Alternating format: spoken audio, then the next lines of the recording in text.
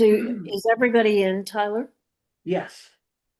And if anybody sees any participants pop in I as will. things come, I know there are a Look at couple of folks joining later. Sure. Okay, so it's August 26th, Tuesday, August 26th at 6:02 p.m.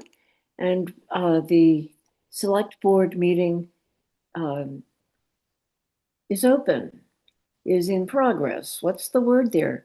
Oh, I call to order the That's right. select board meeting of August 26th, and welcome everyone who's already signed in, and open the floor for public comment.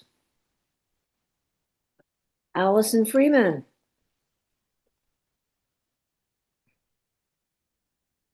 We can't hear you, Allison. You're muted. Oh, okay. There you go. There you go. It has been suggested that congestion at the transfer station could be eased by returning to 9 a.m. to 5 p.m. schedule during the summer months. And I reviewed the security footage from the transfer station starting in the middle of July and captured pictures every hour or so on the days the transfer station is open to get a feeling for traffic levels. And this exercise confirmed that there are periods when the transfer station is mostly empty and other times when the transfer station is extremely busy. I work at Bath Regional Information Center. We experience the same phenomena there. Visitors typically come in waves, 15 visitors in a half hour and then nobody for the next half hour. And working at the transfer station is a physically demanding job, and our workforce really appreciates a shorter day. The Solid Waste Committee discussed this issue at our last meeting and recommends keeping the hours at 9 a.m. to 4 p.m. year-round. Thank you. Thank you. Allison, some of what you had was lost a little bit at the end of each sentence, but I think the gist of it came through. Basically, you've reviewed camera footage hour by hour for several days or weeks and determined that there's no indication that extending the hours would reduce congestion. Correct. Is there other public comment on whatever topic? And just to clarify, I think I heard you say, Allison, that the Solid Waste Committee as a committee deliberated on this proposal and determined after your review of information that the best proposal is to, or the best option is to keep it as the hours currently are year round. Is that correct? That is correct. That was why we changed the hours, those reasons why we changed the hours in the first place. And nothing has changed in that regard. And so we as a committee decided that continues to be our recommendation. Thank you. You're welcome. We appreciate you taking that up, by the way. I wondered if the Solid Waste Committee would, and so that's appreciated. Are there any items, is there further public comment at all? Susan, Moving forward with the agenda, are there any items that the board wishes or the staff wishes to add to the agenda? I would just note, Bronwyn, that on the J.A. Pryor, Sal, Covino, and Hedrick abatements, there should have been a yellow star indicating a vote. That was not added, and it's an item on the agenda, but I just want to be clear that it's expected there'll be votes. Okay, we will deliberate and make determinations on all these requests. So I think it's time to move forward to a public hearing on the liquor license for Robin Hood Ventures Limited, which actually is the Robin Hood Meeting House by whatever name they choose. And I will declare that public hearing to be open. Is there any public comment? This is a renewal, actually, of a liquor license. Is there any public comment on that for that hearing? Am I public? You are welcome to come forward, Tommy. If you're going to address us, please come up to this chair. An option. I didn't realize there was a liquor license involved. I'm against it. Thank you. Thank you. Yeah. Okay. That was Tommy Burgess of the North End Road, indicating that he's opposed to a liquor license. Opposed to a liquor license for the Robin Hood Meeting House under the name Robin Hood Ventures. We have Bob Gravino waiting to speak on this. Yeah, my observation over the last couple of years is there's been no issues with Robin Hood Meeting House having a liquor license. It seems very quiet. A couple of times we've been there and partaken of liquid refreshments. Has always been quite controlled and whatever. I would recommend approval. Thank you. Thanks, Bob. Is there any further comment on the liquor license? Chief Whalen? Yeah, hi. I'm just want to comment in my non-chief role as a close neighbor to the Robin Hood Meeting House, and as a guest of them. I very much enjoy when they have events there, and like I said, right up the street.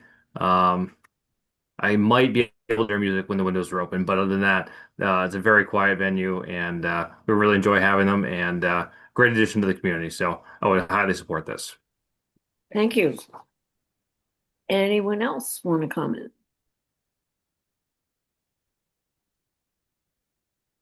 None in the room, Bronwyn. Seeing no further comment, I'm prepared to close the hearing. And I think it comes later on the agenda for a vote by the board. Is that Yes. correct, Tyler? That's correct. Okay. Is Woody here? Yes, Woody is here. Let's go to Woody, although it's a bit early for his 6:15 appointment. Mr. Harbor Master, what have you got to tell us? Well, I guess I apologize. This was a little bit of a false alarm. And when it looked like my wife and I, because the place we're in is a little small for us now that we have grandchildren and our kids are all married, it looked like we might have had a need to leave Georgetown. I would have waited till everything was final, but I didn't want to leave the town in the lurch. So I spoke with Mike Farina, who I thought would be an excellent option to replace me if I needed to leave town. I'm not trying to be presumptuous because it's obviously up to the board. Frank McDonald, nobody could ask for a better deputy harbor master, but he's got enough irons in the fire. He wasn't too interested in that. So long story short, our plans to move to Freeport have completely fallen through. We're back happy in Georgetown. In a perfect world, we'll find a bigger place in Georgetown. So this kind of all a bit of a false alarm, but Mike Farina is very, very knowledgeable. He's helped me do some harbor master things. He's on the harbor committee. And last year he was helping me enough. I suggested I make him a deputy so he should get paid for his time helping me. And he didn't want to do it. He just wanted to do it as a public service. But he's someone who would be in the wings. I wasn't going to leave and at least not make an effort to make sure that someone was taking care of that. But you may be stuck with me for a while longer. So, That's excellent. what is the status at the present time of Mike Farina? Have you appointed him as a deputy, a second deputy, which you're able to do? Yes, I think, and Tyler, I think, really knows what's kind of going on the ground. So Woody appointed him previously, and we had an oath prepared, and Mike has been sworn in. Mike was aware that once he took that oath, his seat on the harbor committee became vacant because those are incompatible roles. So we do have a vacancy now on the harbor committee, but Mike is in the role, and I'm hearing good things from Woody. Woody, could you, thanks. So basically we have an opening on the harbor committee, which we can publicize and accept applications for, be at least before our next meeting. We don't need to deal with it tonight.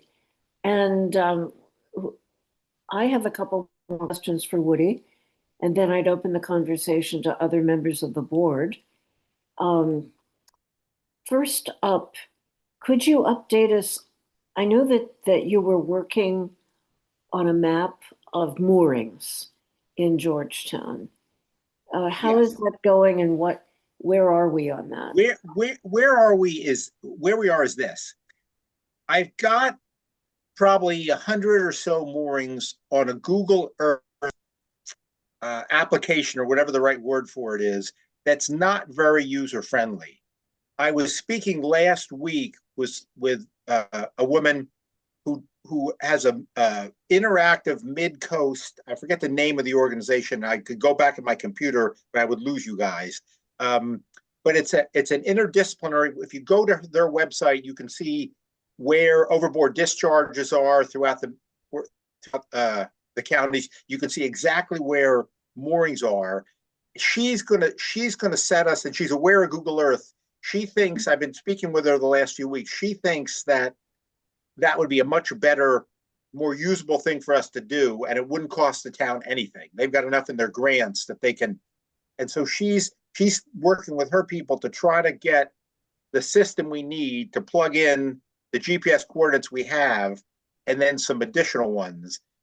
And that's something that I think maybe Mike would be very well suited to help me with once we get that up and running. So the short answer is, I did not finish doing it on Google Earth because I wasn't happy with it. And I think it would have been very difficult for Tyler or for Frank or for somebody else to go in there and try to use it.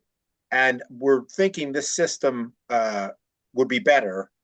And I've only been the harbor man for 7 years, so I have to claim a world record for procrastination in terms of doing this. I make no excuses other than that. I don't think so, Woody. I think the select board has been asking the harbor master to map moorings for about 20 years, but I could be wrong. Anyhow, it doesn't matter. It sounds like you've made some progress. Does this woman represent a state or county agency, or is it a private nonprofit? It's a private nonprofit. I'm gonna look in my phone, so I don't lose you guys, and see if I can get you her exact agency. She's very, very helpful. Seems very, very knowledgeable. And I can send Tyler a link to what she me, and he can send it to the three of you on the select board, so you can kind of see what it looks like. And their system is meant to map everything. They want oyster leases, they want overboard discharge, they want moorings, they want everything. She says they can create something for us to just put our moorings on and put what we want on, and get a database from that. Actually, it sounds like a great idea to have oyster farms and overboard discharges on a map as well, but we can talk about that offline and with this individual. My other question is really in behalf of the Town-Owned Property Management Board. I had hoped that someone from that board would be present tonight, but one of the issues that was raised at their recent meeting was about the congestion around the recreational floats, and the fact that in other places, towns are able to enforce a parking zone so that people can unload and load onto the boat directly from the float. That when residents come around and, they row out or motor out to their mooring, they pick up their boat, they come into the rec float, and they want to pick up their 5 house guests and get them on the boat and leave. They don't want to sit there. But there are people who are blocking the area that's marked off as no parking, and maybe have left the boat and gone up to get their lobster roll. So their understanding was, is this type of ordinance or type of regulation enforced in other towns by the harbor master? Or is it demonstrably not enforced by the harbor master? That's really my question to you. have no idea. I couldn't tell you really what they do in other towns. I will say in other towns, you know, most other towns have a full-time harbor master who has to be doing something. I would just assume if there's not anything crying out to be done, I would just assume selling my sailboat or pulling my 5 lobster traps or kayaking and not having to charge a town for my boating. So there's probably a double standard. I mean, I should do anything that really needs doing, and you folks should tell me, or Tyler should tell me if we have things like that. But I don't, you know, I generally don't go kind of, if it's not broken, don't fix it. I don't go looking for things to do to say I want to get 8 hours today motoring around in the harbor master boat. I mean, I just and maybe somebody else would do the job differently, you know, and just have more of an eager interest in doing that. So I'm not sure, Bronwyn, if I've answered your question. Well, you're not inclined to get into that level of activity, is what I'm hearing you say. That's completely right. In terms of day to day, absolutely. I'm always inclined, if someone calls me, and they'll call me from the fuel, 5 ounce fuel, if somebody called me from the rec float and said, hey, there's a guy who's been here for 3 hours, can you chase him off? If I'm around, I'll do that in a heartbeat. Okay. But I'm not going to on Saturday. I'm just not going to sit in the chair down there, you know, and unless it becomes more of a need than I think we have now. I'm not supposed to sit in the chair down there on Saturday with a stopwatch and chewing people away and back and forth. And I'm sure it is a bother for people occasionally, but it hasn't gotten back to me, I guess, that it's been a problem. Well, one of the advantages of the cameras at the transfer station is that one can assess whatever the aggravation is, how often it's taking place, how frequently it surfaces. We don't have that capacity at the wharf, but perhaps we can just get you together at with the TOPMB at their next meeting and talk about possible solutions, how serious the problem is, etc. Those are my questions. Aria and Katie, do you have other things you'd like Woody to talk about since he's with us tonight? You know, this may be I don't know if this is a new agenda item, and I've debated about how to raise it, but I'll start with Woody, since Woody, you're here and you're the harbor master, and thank you for staying on. We're glad that you and Bobby are not leaving. But in any event, I had someone reach out to me in mid-July about blessing of the fleet, concerned that the select board had made a decision that the blessing of the fleet, we were not going to support the blessing of the fleet. That's essentially what that is. And and that the select board had made a determination that we were doing that. And I indicated to the person who reached out to me that that was never on an agenda, nor would we have made such a decision. And that was because apparently the speakers at the wharf weren't working or something about that. But Woody, did that issue come up? And I just want to state for the record that there was no agenda item for the select board about blessing the fleet, nor did we conduct a vote about blessing. We were never asked to approve the support or anything. And in fact, the people who organized that event refused to apply for the permit that should have been required from the town-owned property management board. So it was absolutely beyond our knowledge or purview. Right, but I do think it's a good question. What was the impact of that event?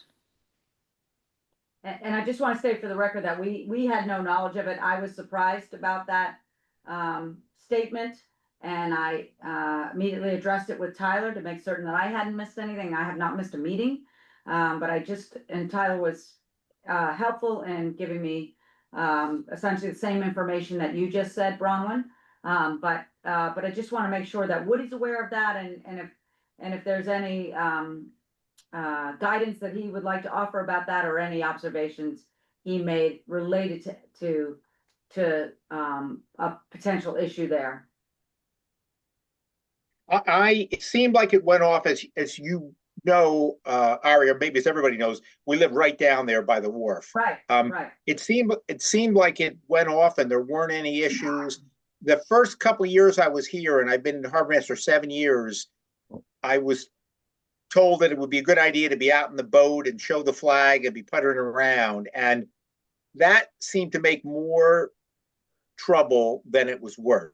And so I decided for the next 5 years or whatever it was, to just watch things from shore.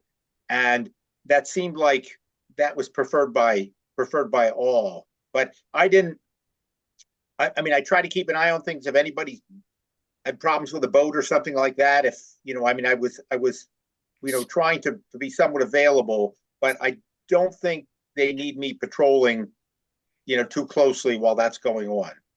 Right, but did you hear any criticism that the town was not supportive of the blessing of the fleet? Because that is not. Not a bit, not a bit. But then again,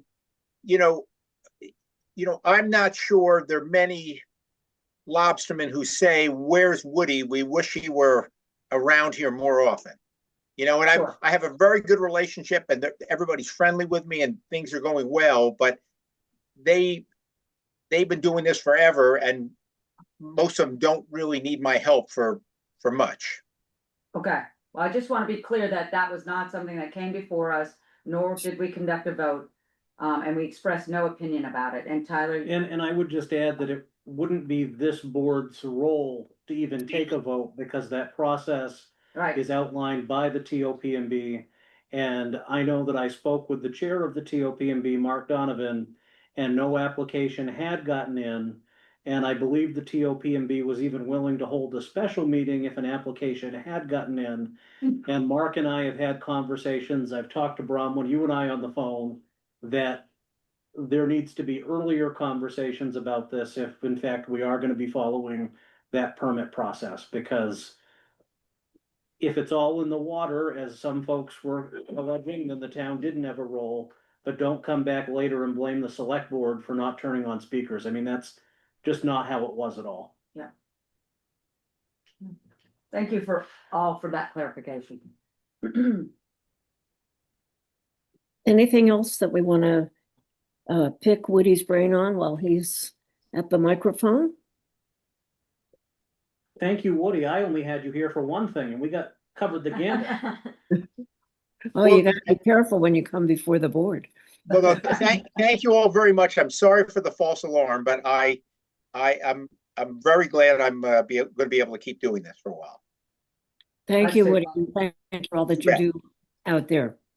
Okay, so let's see, moving on. Next agenda item. Minutes of July 8th, minutes of July 22nd. Do I hear a motion to approve the July 8th minutes as revised? I move to approve the revised minutes of July 8th. And I'll second. And everybody's in favor? Yes. All I. right. Okay, minutes to July 22nd. Any comments or questions? Move to approve the minutes of July 22nd. And I'll second. Everybody in favor? Thank you. All right. Okay, brings us really, you've got in your packet June and July hauling numbers for waste at the transfer station. We have no comments about that tonight. So it brings to assessing. And we have with us Bill Van Tynen, our assessing agent, and our trustee, town administrator Tyler.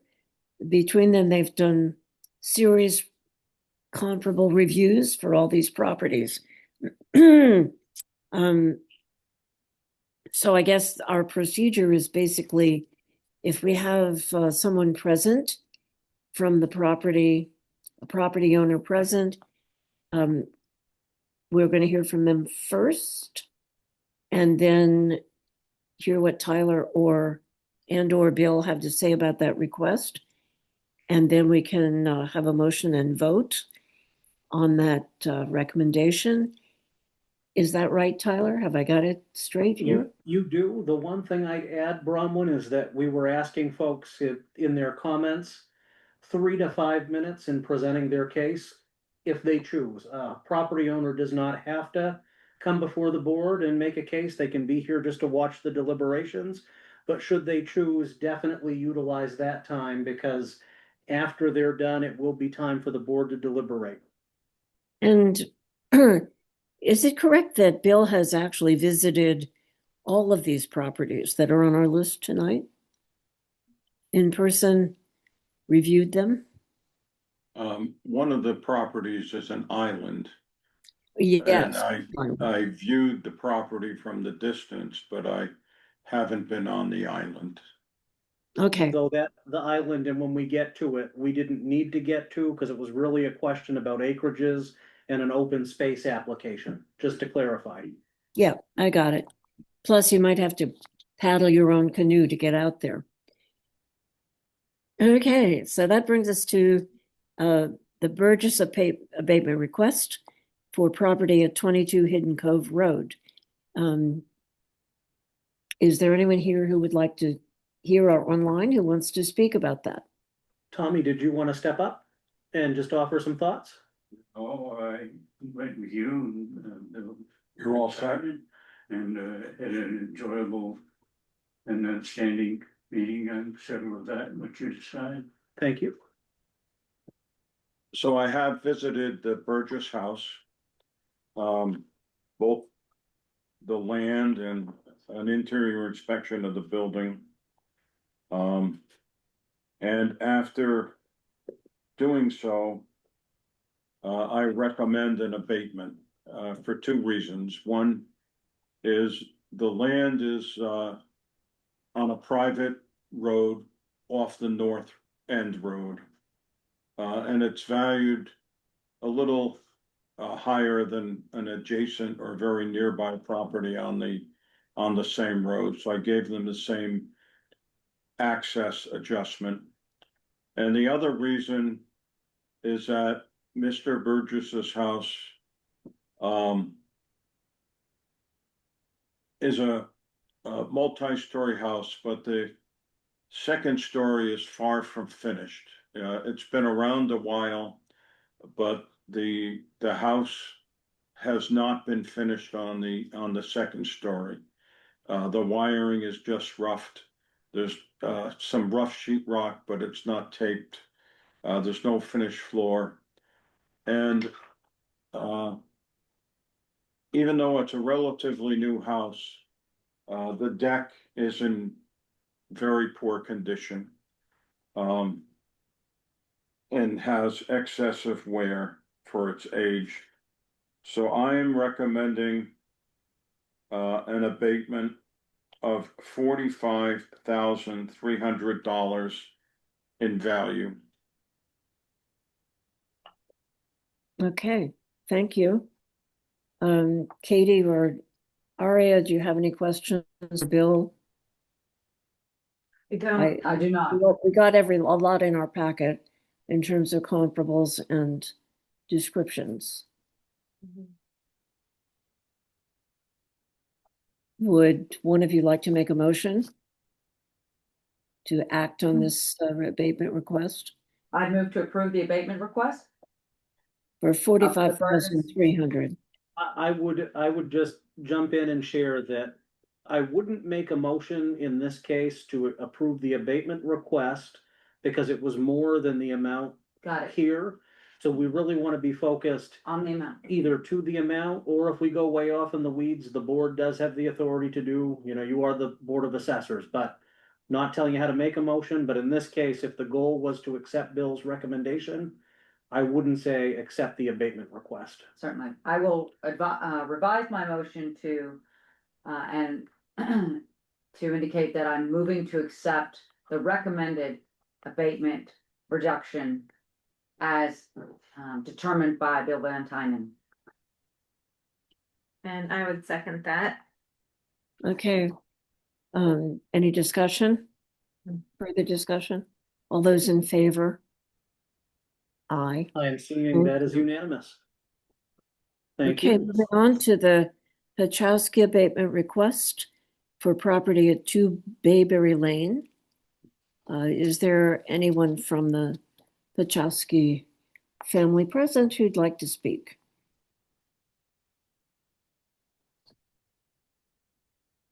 Seeing no one, what have you got to tell us, Bill? The Pachowski house is, quite far on the end of, Indian Point. A very pleasant lot, on the water.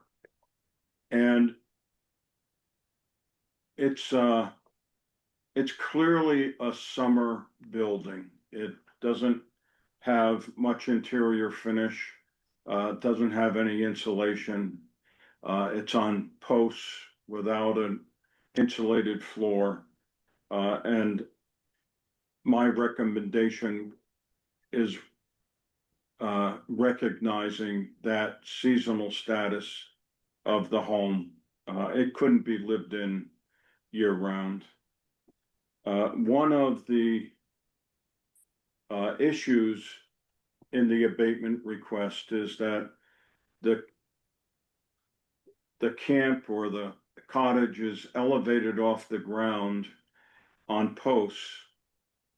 And there's a small enclosed area under the house that had a bathroom in it that was destroyed during one of the winter storms.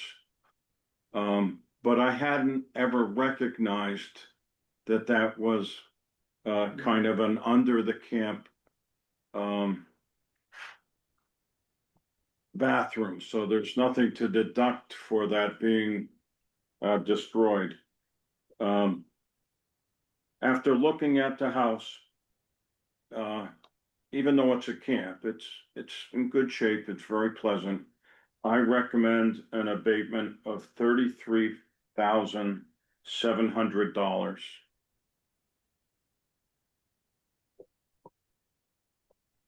I move to accept the recommendation of Bill Van Tynen and to reduce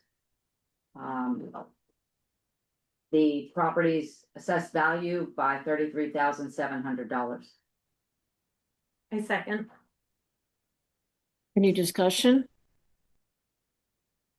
All those in favor? And unanimous vote. Which brings us to the Appalachian Mountain AMC abatement requests. And there are 2 because they have a building on Jewett Road and they own Beale Island. And they had requested abatements on both properties, I believe. And Frank Polito, the volunteer chair for the Appalachian Mountain Club, is with us, Bronwyn, and he was present for the site visit that Bill and I made out Jewett Road. Excellent. Would you like to speak? Sure. I'll start by thanking Tyler for the assistance he provided to me. I was a selectman in New Hampshire many, many years ago, and I know what a difficult job you folks have. And I was very appreciative of the help your office gave. You folks were wonderful. So I've seen the recommendations that Bill had proposed. And while I'm disappointed about Beale Island, having read what he wrote for reasons for not granting an abatement on that, I certainly can't argue with that. I've also read his recommendation for the Neville Bay Camp property, and I am in agreement with what he has recommended. And my thanks to Bill for coming out and spending the time to understand the property and talk to me about some of the unique features of that. Thank you. Okay, Bill, what have you got to say for yourself here? On the abatement application for the land and buildings on R1 Lot 9, this is kind of a unique property. It's not a regular house. It's really set up as an accommodation for people who want to spend some times outdoors. The upstairs looks more like a college dorm with multiple built cots and whatnot, rather than a traditional bedroom. There's no indoor plumbing other than a composting toilet. There are 2 wells where you can run and get water, but it's not running water. And there's no electricity. There's a little bit of solar, but not much. And there's no electricity because there's deed restrictions that affect the property that don't allow electricity to be brought in over the rights of way that are available. So I did recommend an abatement of 3087 on Beale Island, which was the second abatement request. I thought it was valued consistently with other islands and consistent with the open space application that's been submitted by the organization. And I did not recommend an abatement on that account. Thank you. Do we have any questions, board members, for Bill or the AMC rep on either of these properties? My understanding, Bill, is that there's 67 acres on Beale Island, and most of them are designated as open space and therefore receive already a reduction in tax rates. And then there's a small portion that is specifically not open space. Is that correct? That's correct.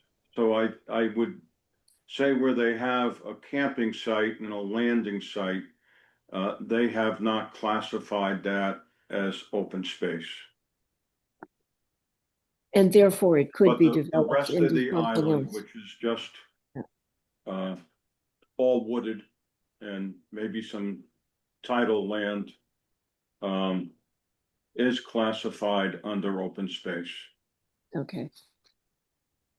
Okay. What does open space classification mean? Maine has a law called the Farm and Open Space Tax Law. Open space is what's mostly relevant in a town like Georgetown, where if a property owner has land that they want to keep open and not develop, they can classify it as open space. And there is a recommended reduction in valuation formula that's suggested by the state. So if it's just minimally under open space, it's a 20% reduction in value. If it's open to public use, there's a greater reduction. If it's permanently protected, it's a further deduction. And if it's forever wild, it's an even greater reduction.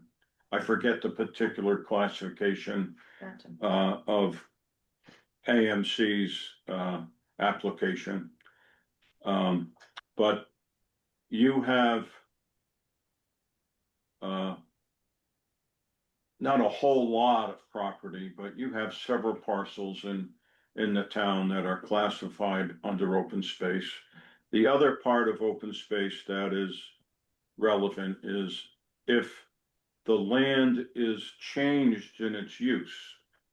Say it became a subdivision or became a home site, there's a penalty for changing the use of the land. It's not just a free ride forever. If the use of the land changes, there is a bit of a recapture penalty. Okay. And if the land is sold and the new owner decides to change its use, they pay the penalty.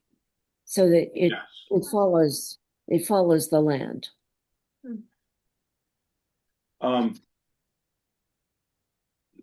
It depends a little bit. I mean, if the seller sold an acre of land, as a home site, I think you could make the argument that he's changing the use of the land. If somebody bought 20 acres under open space and they knew it was on open space and they decided to subdivide it or build a house on it, they would be changing the use and they would be subject to the penalty. But the point, yes, in either case, it's a question of who pays it, not whether there is a consequence for changing the use, right? There's a consequence, whether it's the buyer or the seller, depends a little bit on the circumstances. Yes. Okay. Any other questions? Not a question, but I'd just like to interrupt again and just add that these are two separate abatement applications, and while they were presented together, two motions would be helpful. Okay, does All right. anybody want to make a motion? I'd move to, accept the recommendation of Bill Van Tynen for, a reduction in the first property we discussed on Jewett Road, right? Map Yeah, 1R Lot 9. yep. 1R lot 9 in the amount of 3087. 308,007. Yes, okay, 308,700. Okay, I Yeah. heard something differently. Thank you. Yeah. And that was Aria moved. Yes, I moved that. And I'll second. All right. All those is there further discussion? All those in favor? I am seeing a unanimous vote. And now we would be Beale Island. You can just refer to that as Beale Island. Yeah, exactly. Yeah. And as regards to Beale Island, again, I would move to accept the recommendation of Bill Van Tynen. Unfortunately, to deny the abatement request for Beale Island. I will second. Discussion? All those in favor? That is unanimous. Thank you. Bronwyn, before we jump on to the next abatement, could I rudely deviate and just share? I see Miss Carpenter has joined the meeting, and I just wanted to share with her that we have already addressed that abatement and that there was an abatement granted in a lesser amount than requested, and I can talk to her more about that offline. But I just didn't want her waiting through all of the abatements thinking hers was coming, and we got through it. Is that for Chowski? Yes. Thank you, Tyler. And thank you for coming, Ms. Carpenter. I'm sorry we missed you. Okay, next up is J.A. Pryor Seguinland, which is actually John Peterson on Seguinland Road. And I think And- John is out there. Yes. And you can take a seat right at the end of the table, Mr. Peterson. And Hi, Aria E. Nice to meet you. Hey, John. Katie. Katie, okay, Yeah. now I know you. Mhm. Okay, I'm assuming that you've read the application and you've looked at the comparables. The property was appraised at $1,945,000. And in that application, the only comparable we could find in Georgetown was sold on 7/14 in 2023 at $615,000. So the request for a reduction was based on that property and two other comparables in nearby towns. And an estimate I had from a realtor on what the market value of the property is. And that led to a requested reduction to 800,000, a valuation of $800,000. Subsequently, I hired a Casco appraisers, and August 3rd forwarded that report appraisal to Tyler and Bill Van Tynen. And that was an ad valorem appraisal that came in at $461,000 based on 4 additional comparable properties, sales in Georgetown and nearby towns. The overvaluation factor using that appraisal report is 4.2 times market value. Additionally, reviewing the, going back to the valuation that we requested of $800,000, that's 2.5 times the original valuation of $1,945,000 is 2.5 times the appraised or the estimated the requested valuation, sorry. So looking further at it, we sold 168 Seguin Land Road house and property. So I'm fairly familiar with the amount of money spent on development and improving the property. And my observation is that the amount of money in the valuation allocated to the property is much higher than it should be, while the improvements are valued at a much lower number than they should be. Looking at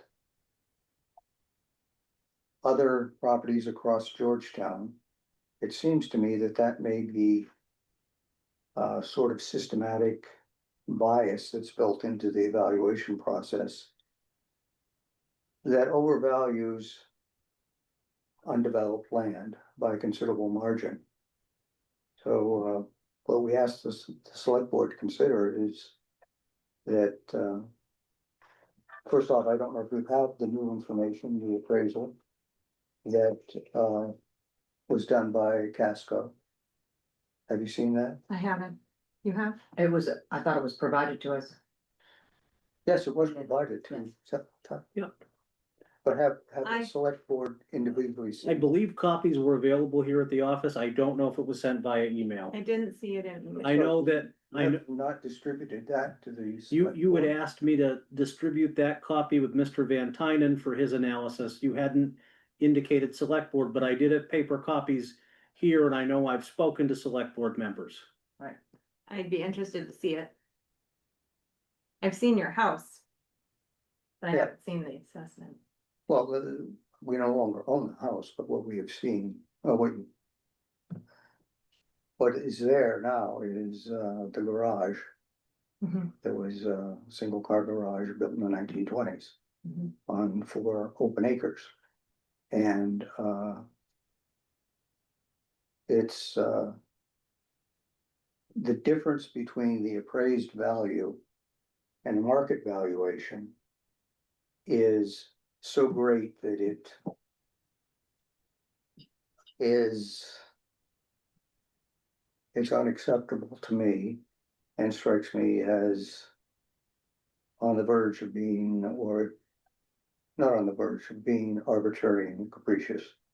And I'll leave it to you to decide, but clearly we have the resources to pursue this, and I'd like to resolve it here without going on to the county commissioners and the general court. But we're quite willing to do that.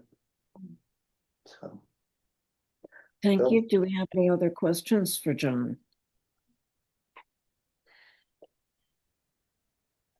No. Okay, thanks, John, so much for coming in, and I think we're ready to listen to Bill.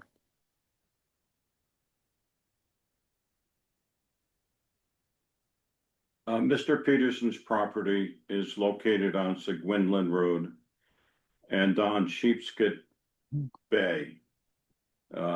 Just at the mouth or right after the mouth of Harmon's Harbor. In a location that on the shoreland side of Seguinland Road going all the way to Reed State Park is a neighborhood of very open view land where you can see extensively across the harbor and into the ocean. And it's developed with, on the shorefront side, on the water, very substantial houses. It's one of the more substantial viewscapes in Georgetown. And it's very extensive, and it's comparable to the more desirable properties in many other coastal towns. And the appraisal that was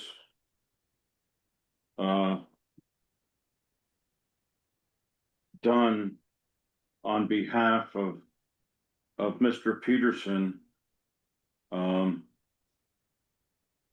presented a map of the comparable sales, and all of the sales are farther inland and located on rivers or bays that are much farther inland and don't have the same access to the ocean viewscape of the water as the Peterson property on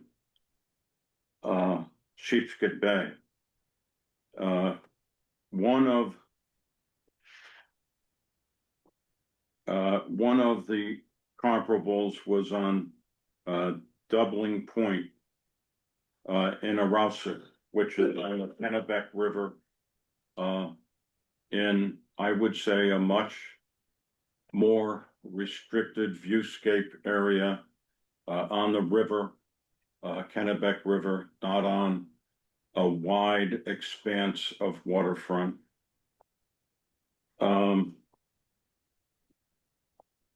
Another comparable was located on Westport Island at Fort Cove Sideway. Likewise, that's a much more restricted waterfront location, not on a wide body of water with an extensive viewscape, much more confined. Another one was on Bayshore Road, which I was on Westport Island as well. It's not nearly comparable with the subject property. Another comparable was on Otter Lane on the Sheepscot River on Westport Island. And they are all, in my opinion, inferior properties. The appraiser doing the appraisal did not adjust any of those comparables upward because of the superior waterfront viewscape property of Mr. Peterson, the property they were appraising. The adjustment on land was made at the rate of $10,000 an acre for an upward or a downward adjustment depending on size. The Peterson property has about 4 acres of land, and I believe it's 440 feet of frontage on the bay. And the same $10,000 per acre was used whether the acreage was in the back of the water. It was no different if it was expanding the amount of waterfront with additional frontage. And then the final comp sale was sale number 4, which is in Georgetown. And it's a portion of tax map R1 lot 25, if I remember correctly. And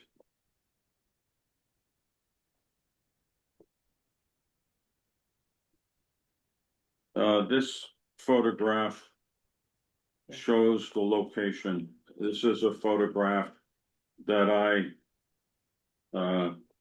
got from Google Earth. And the location is up on Nubble Bay and partly on what's called Little Hell's Gate. And there's a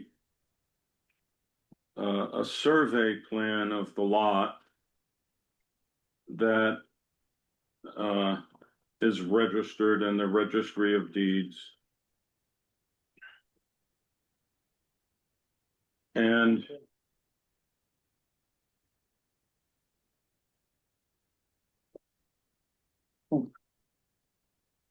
this survey shows 2 parcels. The lower parcel is land retained by the sellers. The parcel a little farther up is the parcel that was sold, and it's 10.5 acres with 450 feet of frontage on the water. And the road that goes vertically on this page is the Weber Road. And that is a town road. It's unpaved and it's pretty rustic and narrow, but it's a town road. Excuse me, Bill.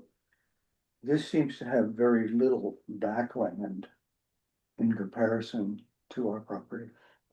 So, Mr. Peterson, if you could just let Mr. Van Oh, no, Hyden I'm sorry. finish his presentation. I was unaware that. That's okay, that's all right, it will be more cohesive for us to follow along. Please continue. The frontage is the diagonal piece on the right-hand side of the page where it shows a tie line distance. The road on the top of the page is really a driveway. It's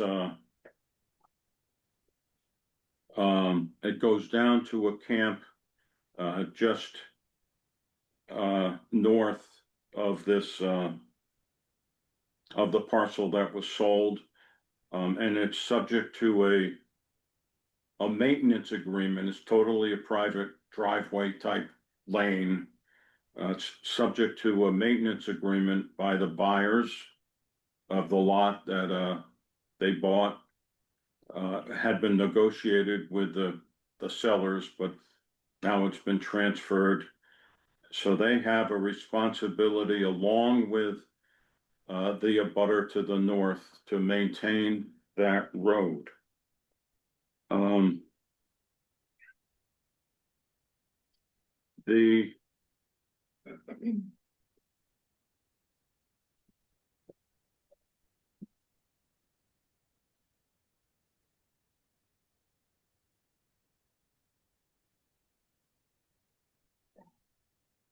the deed for this property is a copy right here. Right.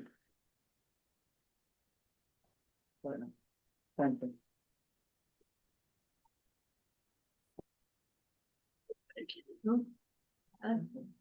And the description meets Yeah. the survey plan that I showed, but there are some restrictions on the property. And they are outlined starting on page 3 of the deed. One of the restrictions is that a 50-foot strip adjacent to the people who retained the land to the south put on the property, that it essentially is kept the way it is, and there's no construction or landscaping allowed. And even to limb a tree, you need the written consent of the grantor. The property is subject to some limitations on future division or construction or conveyances. The property cannot be divided into more than 4 lots. Along the water, it can only be made into 2 lots and 2 additional lots on the back land, so a total of 4 lots.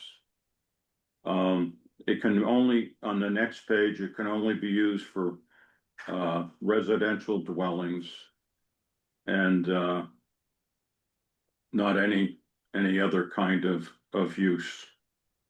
And the final thing I'd like to point out about this comparable sale is the zoning on the parcel.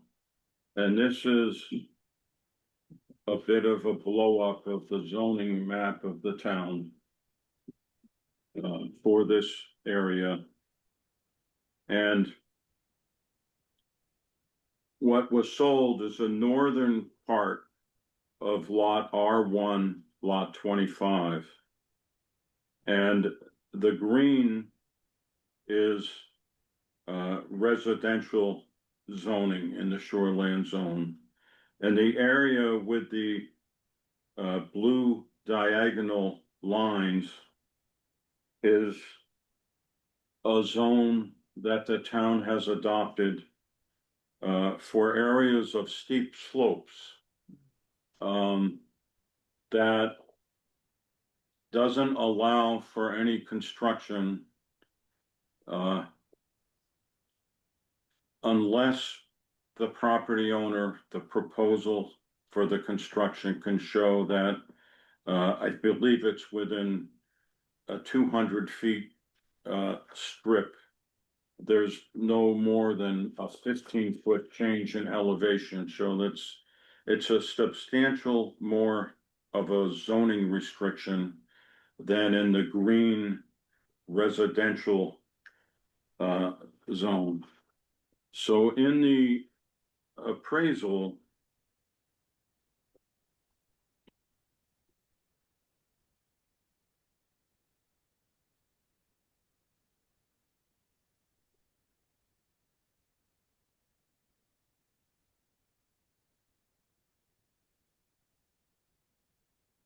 the property sold for $1,150,000.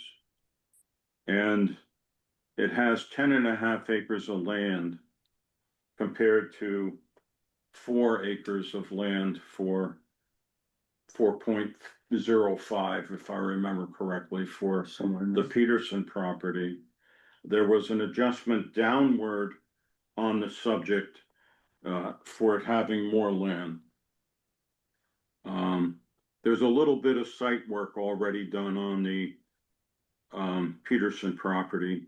So there was an adjustment upward of $7,500 for the site work that's already done on the Peterson property. There's a upward adjustment on time since the sale.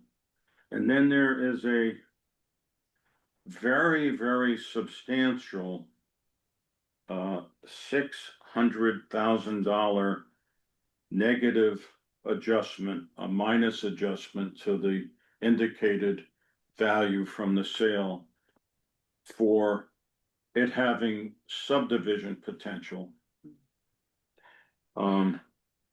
It does have subdivision potential.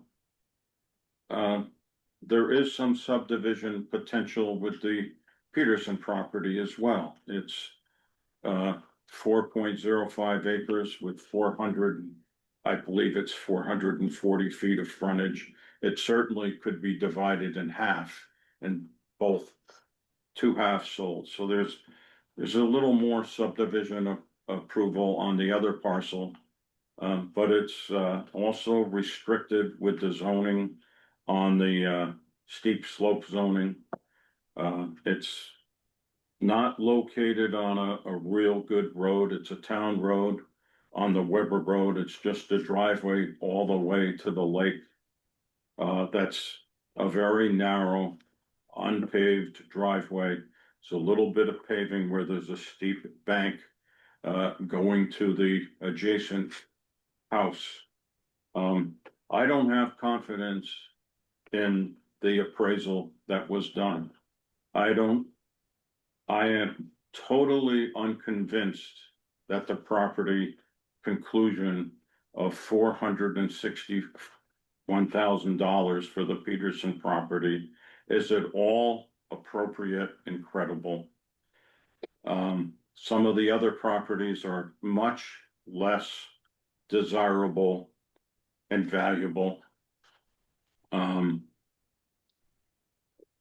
This area on Seguinland Road, historically, when land has sold, it's sold for much higher prices than the inland parcels that are cited in this appraisal on rivers, on bays, or in the case of this comparable number 4, which is probably the most comparable, on Noble Bay and Little Hell's Gate. I think my valuation is in line with what the land, there hasn't been a land sale on this area for a long time. There's not vacant land that's readily available.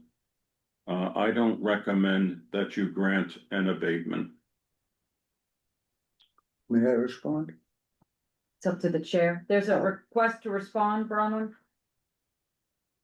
1 minute, 1 minute, John. Thank you.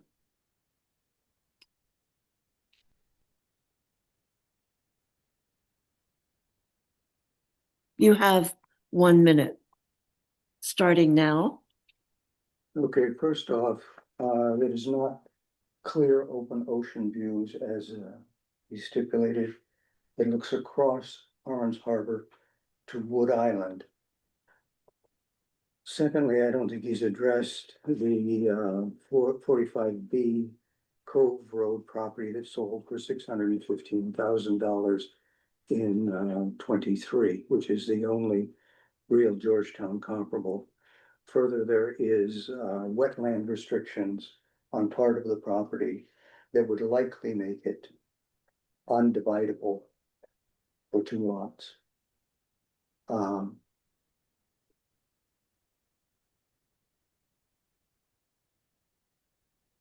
I was curious about what has been done to the property to improve it, to make it not any kind of upward valuation done on it. Its trees have been removed. Well, that were done before I purchased the property and were part of the what's been there. So Thank Would you you. like me to respond? Would you like Bill to respond, Bronwyn? I'll leave that to the other two members of the board. Yes, I would- Katie, yeah, okay. And then we're done. We'll go from there. Property values in general have increased and increased and increased. I'm not saying there was anything done to the property, other than being there and being in the economy that we've had and the real estate market that we've had, that over the last several years has gone at a compound inflation rate up and up and up. Okay. Katie or Aria, do you have any further questions for Bill? I do not. I appreciate all of your comments and the analysis that you both have offered here. And the additional information we received tonight. I have nothing further for Bill or Mr. Peterson. I'd like to know a little bit more about the wetland area. Do you Oh. have a map that shows that? I may. One moment. Did you discover anything? I'm sorry, I don't have it with me. It extends from the small garage down to the whole center portion of the property.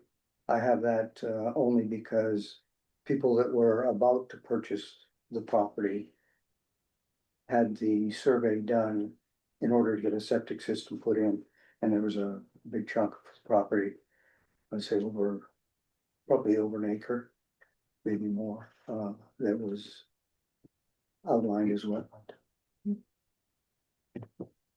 I have to admit that I looked at the property with Mr. Peterson in a very dry summer condition. But I didn't observe a large wetland area. I did observe a small area that was Bill, not especially wet when I looked at it, but you could see that there was some wetland type of vegetation. But that I looked at it during a dry summer. if, Which we have all been experiencing. The dry If I- summer. tell Bill Okay. where, do you want me to tell you where the outline is rough? No, you showed me when I was there. Well, what you're saying to me doesn't indicate that. That was my observation, even with Okay. you guiding me over the land. Okay, we're not going to go back and forth. This is not a court of law. And we've heard from both sides, people who are here to speak. I'm going to make a motion that we accept Mr. Van Tynen's recommendation not to approve an abatement. Is there a second? I'll second it. Any further discussion? All those in favor? That is unanimous. Okay, see you at the county commissioner. Thank you. Thank you.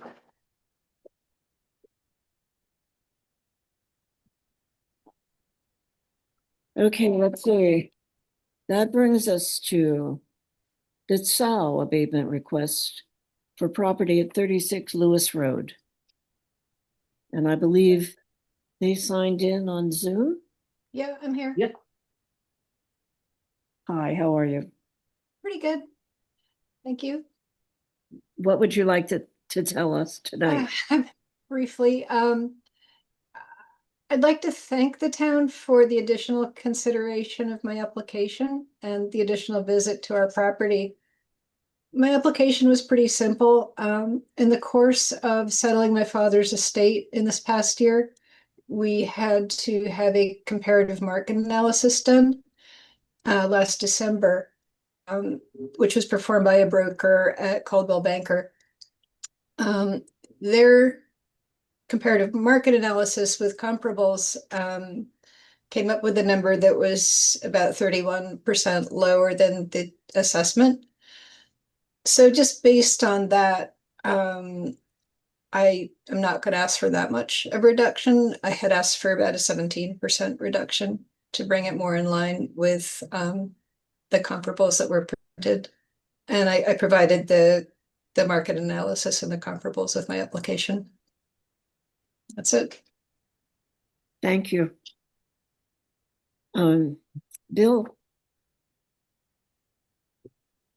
can you find your way to the next set of papers? I've looked at this property in the field.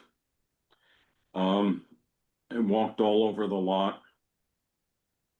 And I've looked at all the comparable sales that were used in the market analysis. I would just want to explain a little bit of what a market analysis is. An appraisal, like we just discussed on the other property, makes detailed adjustments to the comparables to make them fit more ideally with the subject that's being appraised. In the case of a market analysis, it just cites certain sales and describes them, doesn't make any adjustments up or down to the properties that have sold to make them fit better with the subject and maybe make a more precise indication of value. I don't think, in my opinion, I wasn't convinced of the value of the property conclusion by the comparative market analysis. One of the properties, for example, was off the North End Road on the Little Sheepscot River between the mainland and McMahon Island. Much more restricted view than the view from the subject property. It was a summer cottage with an unfinished interior. It wasn't a year-round house, didn't have a basement, it was on wooden posts. I didn't think it was especially an indication of value at all of the subject property. One of the properties used as a comparable was also off the North End Road. And the house had been torn down to make way for a new house. It really wasn't, in my opinion, an indication of an improved property. They did keep a garage, a regular 2-car garage, but the house was torn down to make way for a new house. I didn't think it was a comparable property sale in being a property that sold for the land and buildings. It sold for the land. One of the other properties that was used in the comparable sales or comparable properties was 6 Pilot House Lane, which is a property on Harmon's Harbor. It's on the deep end of Harmon's Harbor, not far from the Seguinland Road. And it too had its primary residential dwelling torn down to make way for a new house that's being built right now. It wasn't an indication nearly as much of land and buildings as it was an indication of what the land was worth. I don't recommend an abatement. This house is a year-round type house, a ranch house, kind of a daylight basement on the shorefront end. It's not just a little summer cottage like the one that was used as one of the comparables. I don't recommend an abatement. Thank you, Bill. Does anybody have a motion?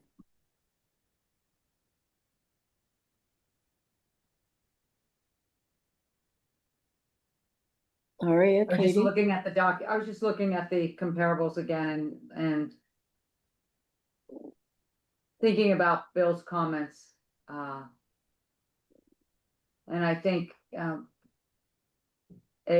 we have to be consistent with how we've been dealing with these, and so I'll move, unfortunately, to deny the abatement request. And I would second. Any discussion further? All those in favor? All right, that is unanimous. Linda, I have to say, it sounds like a beautiful place. I hope you enjoy it. We do. Thank you. Thank you for coming.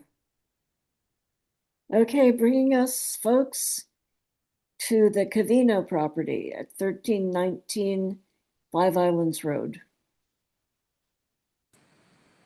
And Diana Hedrick, I believe, will be speaking to the Covino property, and I see that she's unmute and she's on camera now. Perfect. Hello, Diana. Can I ask a favor? Can I start with the Hedrick property and then move to the Covino property? Just because it's more involved, the Hedrick property, my property, which is the second one, 10 Harbor Way. We're taking these up, Diana, in the order they appeared on our agenda. So we will go Covino first, and then Hedrick is the last one. Okay, yes. All right, then I'll start with that. So the Covino property is my parents' property at 1319 Five Islands Way.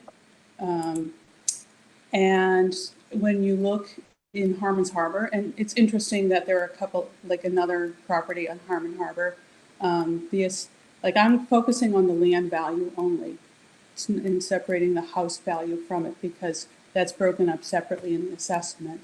And I want to thank the board for the time. Just so you know, I serve on the Board of Assessors in the town where I live year-round. I've been on the board for 11 years, so I tried to provide information as I would expect to receive it, Board of Assessors. But when we look at the properties, and so I focused on the properties in that region, the Goodrich property at 11U12 with an assessed value of $504,000 with yet more acreage, the Lebrecht property at 11U15 with an assessed value of $335,400, and the Preble property at 11U16 with a slightly less acreage than 1319, but a little more with a value of $759,700. Important to note that this land at 1319 is in a completely tidal zone. So when the tides go out, there is no water. It's not. So there's no way you can use your boat or get in and out to the property by water. Secondly, it goes up to Five Islands Road, which is pretty steep, and there are some streams as well as water runoff that comes in. So during the spring and quite often the summer and throughout the year, it can be very wet and undevelopable land. And when Bill came, it was dry. It was August. It's been a very dry summer, but you could still see certain wetland plants along the property where it is very wet and you cannot build. So I think that's like important to that there are, when you're looking at the value and, you know, you talk about viewpoints, but you also have to recognize that we're on a very busy road that's 40 miles an hour. So if you're walking, it's a lot different than, say, someone who's on Oak Road in a quiet lane. And then finally, when you look at the sale of 6 Pilot Lane, you know, I like to look at recent sales, and it's hard to find sometimes on Harmons Harbor, but the property at 6 Pilot Lane, which sold in November of 2024, sold for the amount of $1,050,000, despite a land valuation of $1,248,800. That property has deep water, has a dock, and yet the valuation was, like, basically its valuation was overvalued, as is our property, for this property at 1319 Harmons Harbor. So we're looking for an abatement in value of $300,000. The current assessment is $915,800. And no change to the building value.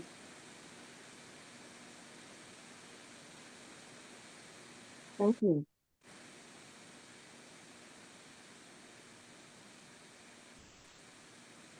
Want me to go now? Yes, please. I'm sorry? Yes. Yes, I'm Okay. sorry. The Covino property is located on the very inner part of Harmons Harbor.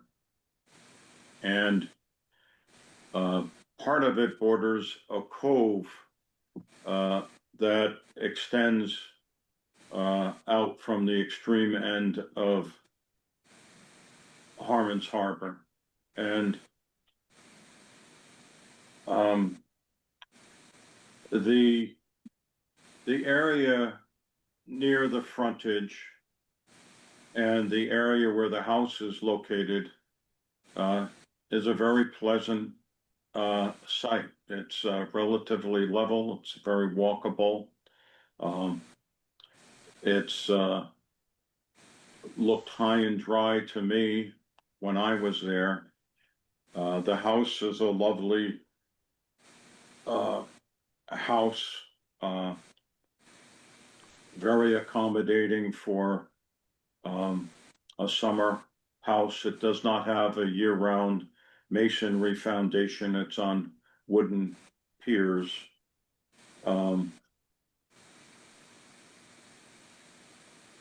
And I valued the lot at the unit value that I utilized for property on Harmons Harbor.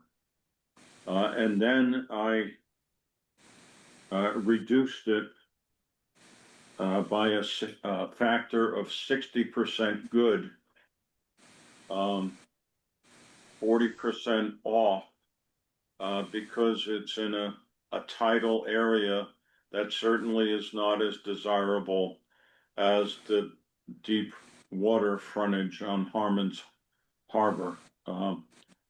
It's a very attractive property, but it is on an area that is very subject to tidal drainage. And I tried to research that as well as I could. And here are some aerial images, again, from Google Earth. And I went back to 2016 imagery to try to get images that were reflective of low tide. And I think you can see on the photograph that the inner part of the harbor in the area where the Covino property is and where the Hedrick property is all drained out at low tide. And I think that 60% good adjustment to the land was appropriate and adequate and reasonable. And I don't suggest an abatement on the Covino property. Thank you, Bill. Daria, Katie, do you have questions for Bill? No, we're speaking about this coastal Yes. area. I'm familiar with the shapes here. Yeah. So here's the little cove that I was mentioning. Okay, specifically. And this dock that goes off to the side is the Covino dock, but there's nothing, Right here. Yeah. Yeah, there's no water there at low tide. And the Covino property out here is valued more, and I think importantly valued more than these properties that are really on the interior of the cove even more. Yeah. As I understand it, the abatement is basically requested because it's a mud flat. It's on the site is at a mud flat when it's low tide. And Bill's contention is that has been accounted for in a 40% reduction of unit value in the neighborhood. Am I getting that right, Bill? That's my opinion, that the 40% adjustment downward is enough. And I think it doesn't require any abatement. May I ask something? Bill, did you also take into account where the wetlands were and where the water drains off the road in the height that very Diane, steep I'm almost deaf. slope? I'm almost deaf. I have hearing Okay. aids. They're not. So if you could speak up a little bit better, Okay. it would help me. Did you also take into account the part of the property bordering Five Islands Road, which is very, very steep, and also at the base of it, very, very wet? And I know we were there in August, which was drier than typical, but if you were there in May or June, you would have been wading through the property. I don't know if that has been considered into the value of the land. I think that the property value is driven almost exclusively by the area where the frontage is and the house is, and that the approach from the Five Islands Road just buffers the more private location of the house and is not significant to the valuation of the property very much. I think it's just valued as rear land, and that's what it is. And it's a buffer from the road. Okay, thank you. Thank you, Diana, and thank you, Bill. Somebody ready to make a motion? I'll move to accept the recommendation of Bill Van Tynen on the Covino property and unfortunately deny the abatement request. I'll second. Okay, any further discussion or questions? All those in favor? And that was unanimous. Thank you, Bronwyn. Thank you. Which brings us to our final abatement request of the evening, the Hedrick property at 10 Harbor Way, which I believe Diana would like to speak about also. Yes, thank you. So I did a little more detailed analysis on this. We bought the property in 2021 from Cy and Janice Stevens. At the time, Janice was in a nursing home, so Cy had to have a professional assessment done when we purchased the property. And that was valued to be estimated it would be around $350 to $375, and I've included that. I don't know if you have a copy with you, but I included that with my application, which was significantly lower than the assessed value. I'm not sure how the assessed value arrived at it, but I know at one time it was two separate properties that Cy combined into one. And I'm not sure if the assessed value was ever adjusted for it to be one lot, one building lot versus two. In any case, when we sat down with the assessment, because there was a very large proliferation of Japanese knotweed on the lot, about half of it was covered with Japanese knotweed. We agreed on a price of $325,000, and I think that was a fair market price, because the other properties that they had in their assessment did not have Japanese knotweed on it. And if you're very familiar with Japanese knotweed, as I've become, it is quite a challenge to manage that on your property. You never quite get rid of it, but you have to manage it. Tyler told us that the assessments on shoreline properties have increased by 89%, and to achieve 92.43% of sales value. I know you try to get sales to assess value to be within a 10% margin up or down. So based on our purchase price and the appraisal value at the time, that would give us a value between, of the property between $615,875 and $710,000, which is more in line with the property of waterfront property. And similarly, when we look at, I went and looked at the land values, and as Bill said, this property goes completely dry, well, completely to mud, which my dog loves, at low tide. And there's no way to access the water at low tide. But we also found that, we're out not in line with other properties. If you look at the land value and the acreage available, I think it's important to note when you have a property like ours that has, it has a well that our neighbors have access to, a dug well. It has a stream running through it. It has the culvert from the Five Islands Road draining onto it. And so that results in, quite a bit of water at different times and restrictions. We had to get we are limited with what we could have for a septic field, because between the well and the water, the stream, we could only fit a 3-bedroom septic in. There was just not the room for a 4-bedroom or larger. And then when we had those restrictions, and we look at the value, we have, and the fact that we're dry, and you compare the value of our property, our land value is valued at $1,041,000.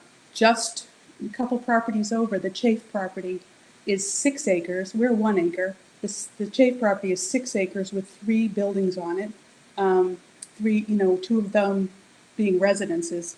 That is valued at $1,220,000. So it's 6 times as large with 3 times the buildings, or at least 2 times the residential buildings, and yet it's a small amount higher in value.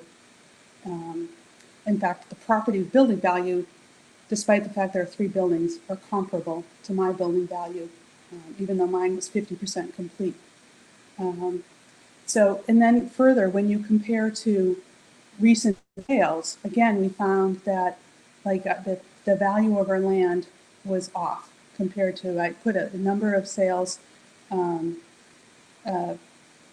for that are waterfront, and trying to get as comparable a property. It's hard because, as you know, there's not 2 properties that are alike in Georgetown, but it was interesting to see that most of those properties had smaller land values than our property. And then there's the 6 Pilot House Lane property and Harmon Harbor, which is further out with more views to open ocean and deep water and a deep water dock, was assessed at $1.465 million, but only sold for $1,050,000, even though it had, a house, a garage, and a cottage on it. And I think part of that problem is the value, the land is overvalued and is not in line with, so when you have a house on it, it's not in line with what the market will pay or the market will bear. And when you have some of those bigger properties that are out in Harmon Harbor, like what I call the Darling property on one side, and some of the other kind of grand houses that are further out that way, they're big houses on big lots, and those lots can support very large houses. My lot cannot support a very large house. Thank you. Okay, And Bill. I've visited the Hendrick property, earlier this month. And it's located, right next to the Covino property. They're adjacent to each other. I looked at the land and I looked at the building. On the building, Diane was kind enough to email me some photographs of the construction status of the building last spring, right in line with April 1st of 2024, the as-of date for taxes.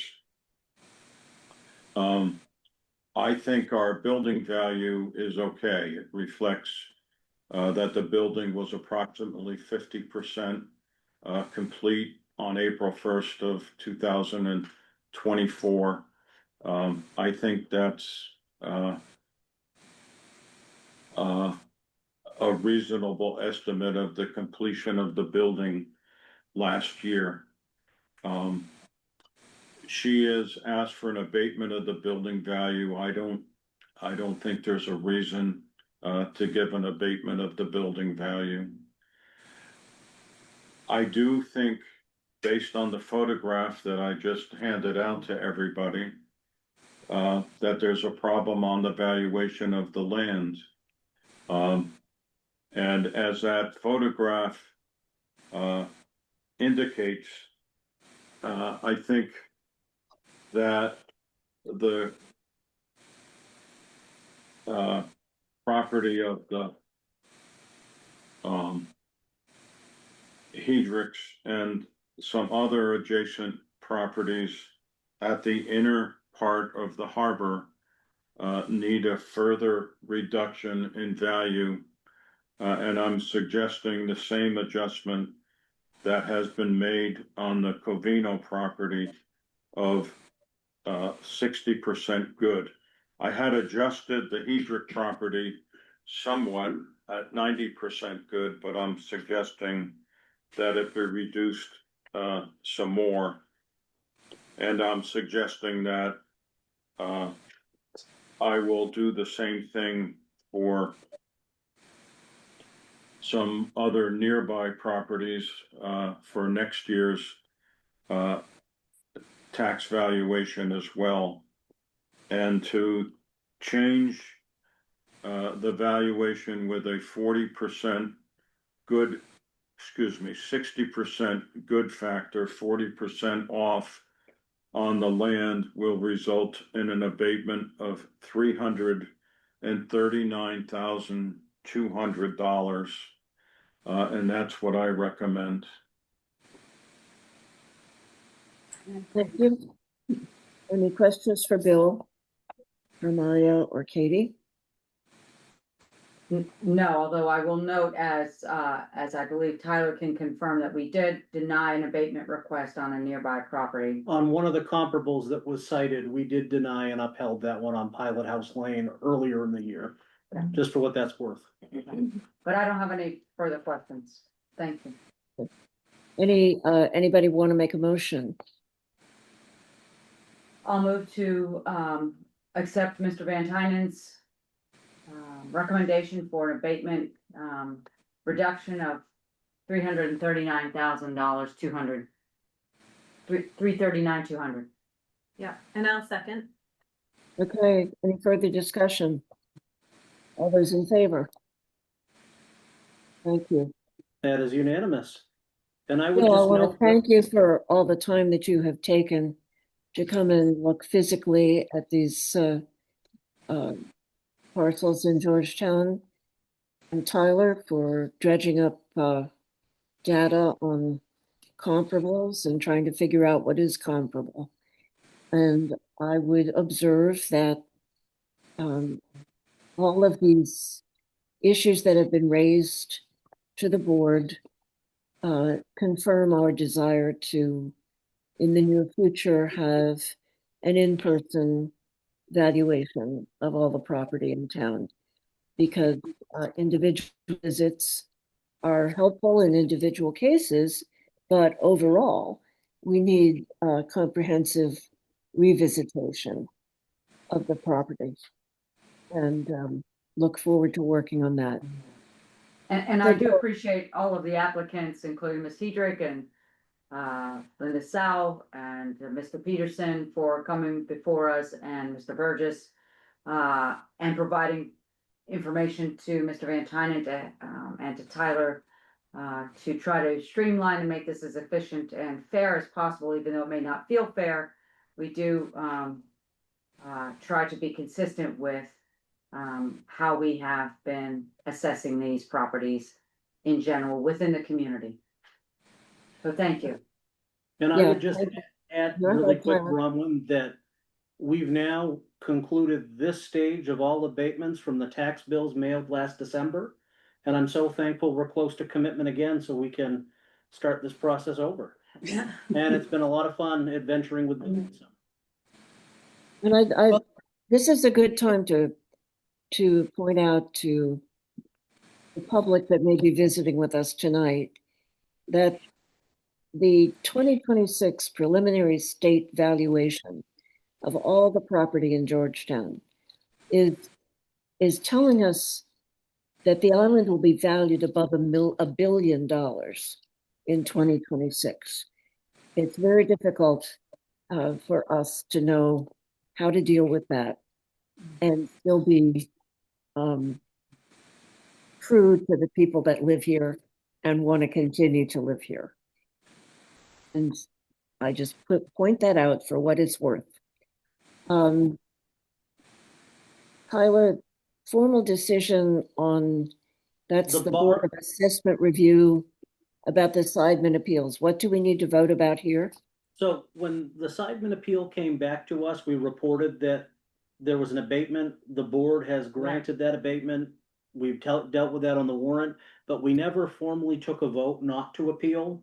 So just for the record, I think it would be good that the board voted to accept the BAR decision, because we ultimately did that anyway. We Yes. just missed that step earlier. I would move that the board accept the decision rendered by BAR on the side of abatement. I would second that. Okay. Any discussion? All those No. in favor? There we go. Perfect. Correspondence, is there anything in that list of correspondence that anybody on the board wants to talk about? I'm gonna be leaving. Thank you very much. Thank for your you, Bill. Thank you, Mr. Van Thank Tynen. you, Bill. Safe travels home. Thank you for coming and spending this time with us. Yeah, Take it easy. We'll see you a soon. lot of work. Yes. Not so soon. Watch out for the deer. Okay. Moving on, continuing items.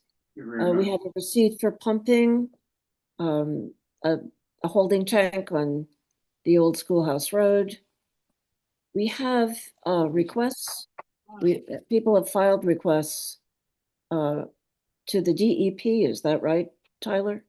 Yeah, permit by rules through DEP on intent to file for shoreline stabilization work. Typically, we only put here on the agenda when they've been approved. But this part of the agenda has been dead for a while, and I wanted to make sure we had it included just so folks knew what to keep an eye out for. Okay, board member updates and committee updates. I want to mention that the Solid Waste Committee is pleased with the traffic vests that staff are now wearing. And feel that they've made themselves much more visible. We have a problem with the gate in that it does not automatically lock when it's closed, when you shut it. And when the Rogers company comes to change out the dumpster and do other work at the transfer station, the camera has recorded large vehicles, pickup trucks and trailers going in there while he is working. In other words, accessing the facility illegally. We've talked to him about locking the gate behind him. That appears to be not possible, or at least it's not going to happen. And so Dave Polito is researching electronic alternatives that will lock the gate. And I brought up earlier with Woody the TOPMB issues about enforcement. I believe there's an issue at least with one commercial fisherman who has not paid fees and is continuing to use the wharf. That presents a more serious issue than a bottleneck at the wreck floats, but I don't have more information for you at the present time. And that's my update. Roman, and a comment about, and I indicated that I would bring this up or that I would reference it. Comment was given to me while I was at the transfer station over the weekend that some of the, and I don't know this is all I know, is that some of the attendants apparently are frustrated with the vests because they get in the way of their working. So I'd ask, and I don't know, Allison is on here, and I'd ask that if that could just be raised with the Solid Waste Committee, and maybe they already have talked to folks who are working at the transfer station to see if there can be some common ground about the vests. Certainly it improves visibility, and maybe they've already covered that point, but I did indicate to the community member that I would make it known that was shared with me. Thank you. Katie, do you have any updates? Maybe the orange, sorry, go ahead. Do you have any updates you want to share with us? Committee updates. Oh, committee updates. I've been to 2 select board meetings since we met last. Sorry, planning board meeting. I was like, That would really? be a miracle. And they've covered a lot of ground. There's been a lot of permits. There's been some interesting cases that have been fun to follow along with. They've also had one member step down, and they'll need to be someone to replace him. And Wait, Bob Arledge. Oh, Barb has? Yes. Oh, has he formally stepped down? I think there might be a question for Bob, but I don't think I don't know if he might be changing his mind or something maybe. he might be changing his mind. Okay. So You let's, made it seem pretty He clear. did. I'm Yeah, sorry, I did not no, mean to you- start a rumor. No, not a rumor at all. I agree with you. Okay. Well, now the whole town knows. Yeah, sorry about that. okay. And We then don't want to I accept, had- we don't want to accept any resignations before they're formally, officially notifying us. Because there's Okay. always room to change Yeah, your look mind. at Woody. Yeah, that's true. Yeah. And then the fire department met. I missed it, but I had a really nice 2-hour conversation with the chief today at the fire station, and I got a whole tour, and I really learned a lot about the department, which was great to know more. Remind me when the supper is, or I guess Chief's gonna tell us that. I think it's the 8th, Okay, great. All right. but I might be wrong. We want to make sure to make Some that. things in my head in the 8th. And no, I think that's about it. Great. Okay, Yeah. Tyler, you're on for town administrator update. And if you I feel will- like I'm rushing you, I am, because we've Oh. already been here 2 hours.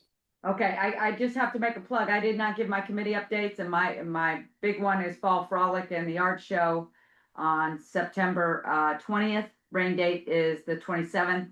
One year we did have a hurricane, we had to default to that rain date. And school starts next week. And so you'll be back in your school committee meeting, and I Yep. think I hope I'm not missing any important updates, but I think that's it, and I am mindful of the time. Sorry about that. Go ahead, John. And I will be very brief. I just wanted to share that the clerk's office has remained open this week while Angie's at elections training. Very important as we head up to what'll be a contested referendum and then elections next year. I think it's awesome that our deputy town clerk, we're finally at the point where we can still have folks off at training, Yes. but not interrupt services, and I just had to mention that. I wanted to thank the town for letting me attend the Maine Town and City Managers Association Conference up at Sunday River. If anyone wants to talk to me offline about the wonderful things I learned up there, it was a really good conference. And it was nice to get up to Western Maine for a little bit too and talk to folks that understand how frustrating the abatement process is. I'm kidding. Today, very briefly, I attended a meeting at the community center. Senator Collins had a staff member in Georgetown and a Rouseck trying to connect with folks on constituent related things. Bob and Kathy Gravino were there and raised a lot of good issues. I raised some issues, particularly around FEMA funding and how we need to keep that forefront. One wobble in the hurricane could have gone in another direction. One of the things we do in preparation for commitment is right around the corner of taxes. We've got to get all of the deed changes from April 1 to April 1 into the system. We typically wait till after town meeting for that. By the end of next week, I should have all of the deeds updated so we can hit the next step. And then we're off to the races, though there's still some mapping and others. So it's more like mid to late October is a commitment target. We'll work with Bill on that. Okay. We'll also be working with Maine Revenue to get in some information about our tree growth. And lastly, Labor Day weekend is coming up. The town office will be closed on Monday. However, the transfer station will be open. Thank you. And because we've been here for 2 hours, I'm gonna run out real quick. Well, We got, Ryan is up next, and I see that he's still with us.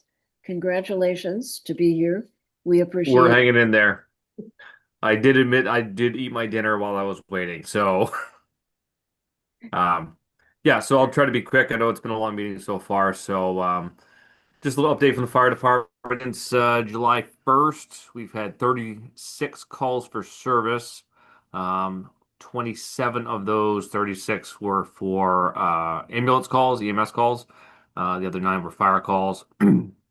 And that puts us at 97 calls for the year, which is about average, maybe a little bit below the last couple of years, but pretty close. So we're kind of right on where we are there. One of those calls we did last week was up to Woolwich for mutual aid. We provided some manpower and an engine with some water. They had a couple acre woods fire up there, way up on the top end of town. So we were lucky to be able to get out there and help out with that. It's always a good thing to help out our mutual aid partners because when we call them, they come down to us. So glad to be able to do that. As far as staffing goes, we're getting the new folks again more trained up. About ready to check off hopefully 2 new people for driving the ambulance. That'll help our keep our ambulance response as high as we can. We have 1 new EMT, licensed EMT in town now. And we have 2 other EMTs who are going to got to get more training to get their advanced licenses. So going to the next level up. So we're looking forward to supporting them through that. Our new per diem staff that we've had on since July 1st this year has been working out really well. I feel like it's we've got 2 people who are at the station, manning the station and doing some things around there 2 days a week right now. And that's been working out really, really well. They're making sure all our truck checks are done. The maintenance is getting done, cleaning stuff, all the regular things that we need done are getting done. And I haven't been able to say that for quite a while. So really looking forward to that. Continuing, it's going really well. They're available calls when they're here, which they've gone on a whole bunch. So that's been really great. Let's see here. So let's see. As far as vehicles in the station go, everything is kind of par. Everything's working. I don't have anything major broken right now or service. Again, been a little while since I've been able to say that, so that's been nice. We hosted a community CPR class on Monday night. That was last night at the community center. We had 18 people turn out for community CPR and 18 more people in town CPR certified. So Turnout was excellent. The class went really, really well, and we're looking forward to maybe doing another one later this year, maybe before the end of the year. So eye out for that one. And that's a big thanks to Molly Webster. She put that on for us and organized it and did all the details. So big shout out to her for that. And last but not least, as you guys may have noticed, it's been quite dry out. We've had very, very little rain this summer. I'm sure people's wells are taking a hit in town. In addition to that, not just the well issue and the water issue, is that the ground is really, really dry. So we've no burning, outdoor burning has been allowed for about 2 to 3 weeks now. And until we get some significant rain, that's going to continue. So people are still allowed to have small campfires, 3 feet in diameter, below 3 feet and whatnot, well contained. But that doesn't mean they shouldn't be really, really cautious in the meantime, even with having those. One stray ember can set things off, especially when it gets this dry. So I just wanted to be really, really aware that that is an issue that we're keeping an eye on right now. But the best we can do is be careful and wait. And if we need to go out, then we'll go out and handle it. So that's what I've got for you guys tonight. Brian, Brian, what's the spaghetti supper? Sorry.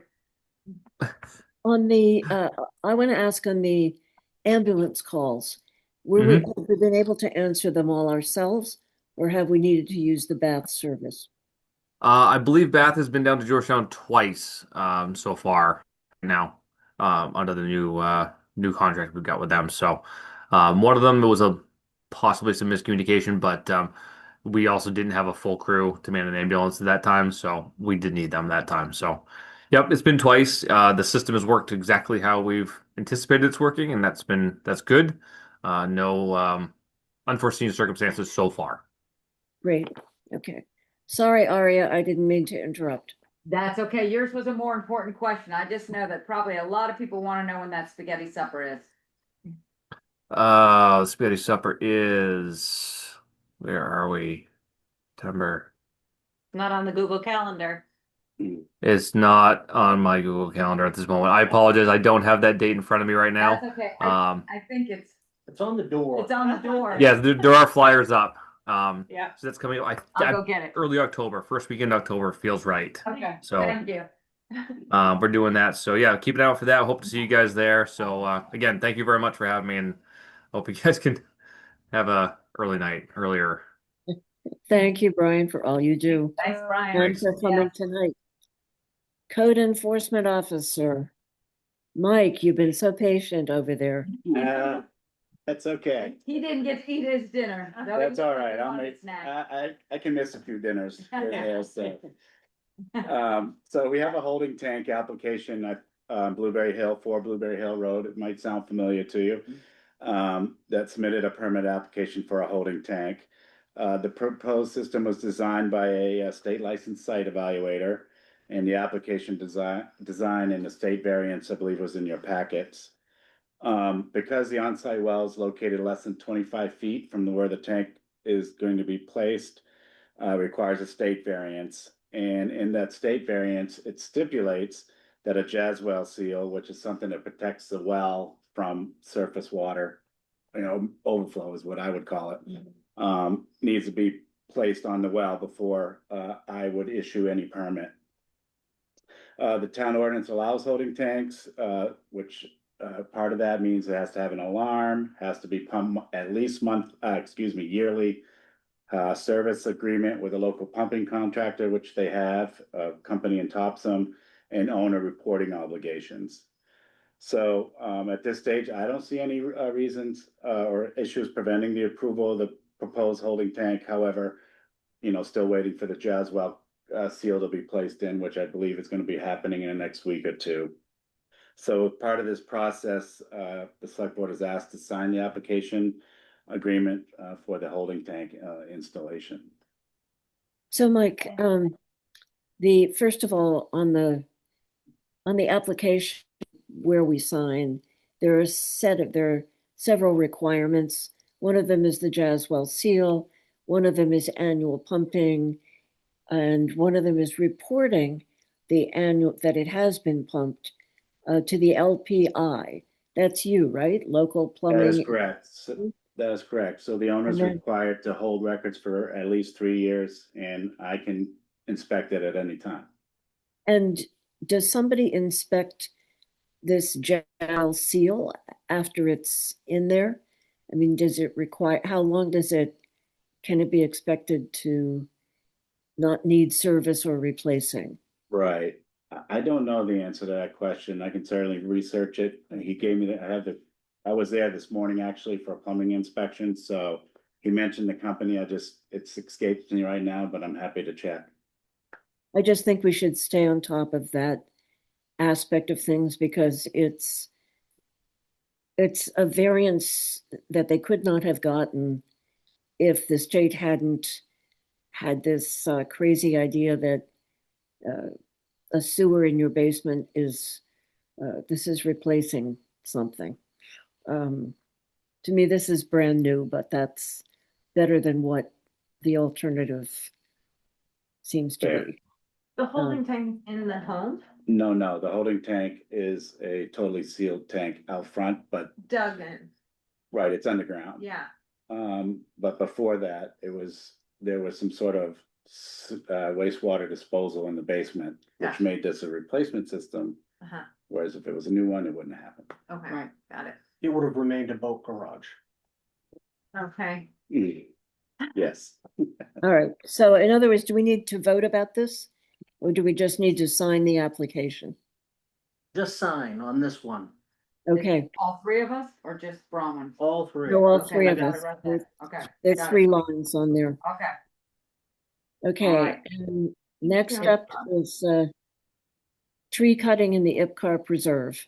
And we have a report from Mike, but we also have Kathy and Bob Gravino with us who have walked the trail and reported on the activity.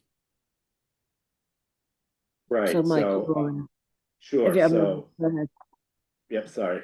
So as you indicated, Bronwyn, that several weeks ago, a resident approached the Conservation Committee about tree cutting and clearing on the preserve with a neighbor or a home right next to it. And we assumed that resident was connected to the cutting of the trees.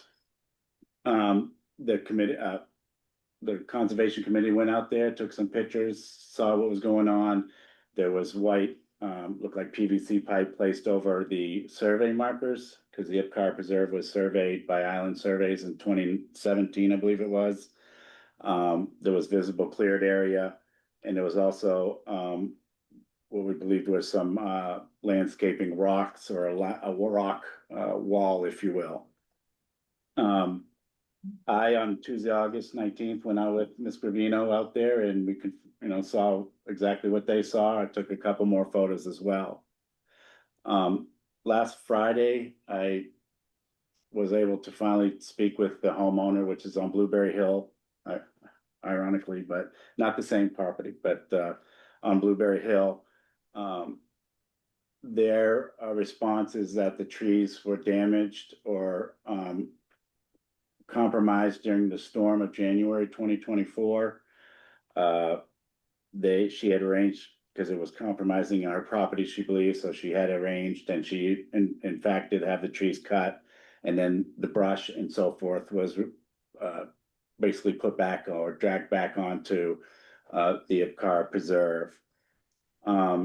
When I asked about the landscaping and the rocks, they indicate that was there.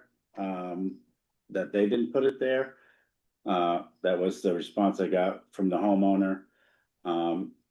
The homeowner did express a desire to remove the damaged trees that is piled up in the preserve. She has not been able to do so right now. I think it might be a financial issue. She also acknowledged that she should have contacted the town and or the Conservation Committee before doing anything on the preserve. And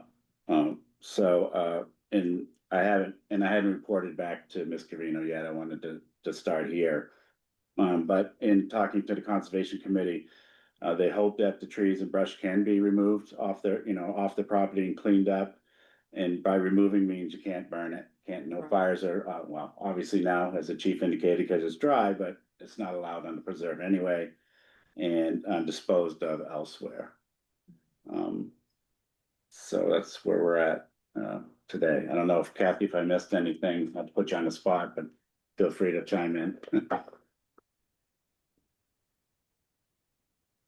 Kathy, I'd like to hear from you for a minute because the notes that you sent, which were part of our packet, Yeah. indicated that there was an area of the preserve that was cleared, that connected to the yard of the property owner.